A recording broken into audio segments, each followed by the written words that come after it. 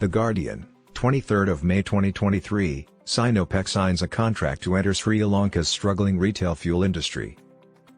China is taking advantage of Sri Lanka, the most despised nation in the world that went bankrupt due to enormous debt-trapping loans from China. Sinopec, a major player in the Chinese petroleum industry, sealed a deal with Sri Lanka on Monday to enter the island nation's retail fuel market as it struggles to deal with an escalating energy crisis amidst an unprecedented economic upheaval.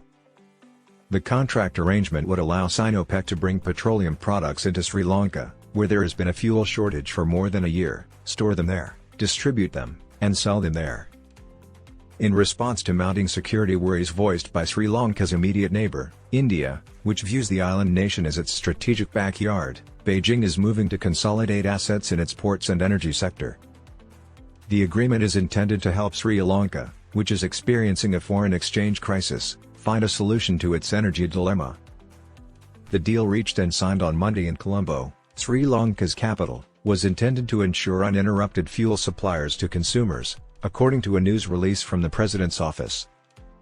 According to the agreement, Sinopec would be given a 20-year license to manage 150 fuel stations currently controlled by Sri Lanka's government-owned Ceylon Petroleum Corporation and invest in 50 more fuel stations in the country's energy industry.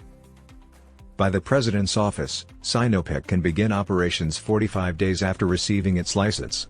This development brings hope for a more stable and reliable fuel supply, boosting the country's energy sector and providing assurance to consumers, the president's office said. Due to a significant fuel shortage that lasted for more than 2 months and resulted in long lineups at gas stations when Sri Lanka was hit by the economic crisis last year, the government could not import fuel. The restricted energy distribution to Sri Lankans still uses a QR code approach. To alleviate the problem, Sri Lanka invited foreign petroleum corporations to buy fuel on its retail market. They asked them to pay with their money rather than relying on local banks for foreign exchange. 2 foreign businesses seeking to enter the country's fuel industry have received official approval: United Petroleum of Australia and RM Parks, a joint venture between the United States and Shell. In Sri Lanka, an Indian oil corporation already has operations. However, China's growing influence in Sri Lanka, which is along one of the busiest shipping routes in the world and is currently being utilized by China as part of an all-out battle against India, worries India. Over the last 10 years, Sri Lanka has taken out significant loans from China for infrastructure projects such as constructing an airport, a seaport, and a city on reclaimed ground. The project's inability to generate enough income to repay the debts contributed to Sri Lanka's economic problems. Due to its failure to repay the loan, Sri Lanka had to lease the seaport in Hambantota to China in 2017.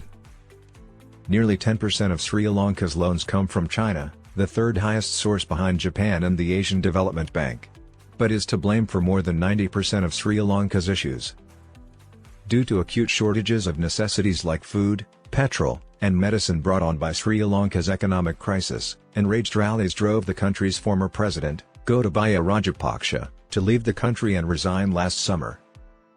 Sri Lanka stopped making payments on its foreign loans and turned to partners and organizations abroad to help resolve the situation. The IMF authorized a 4-year, roughly $3 billion bailout program in March.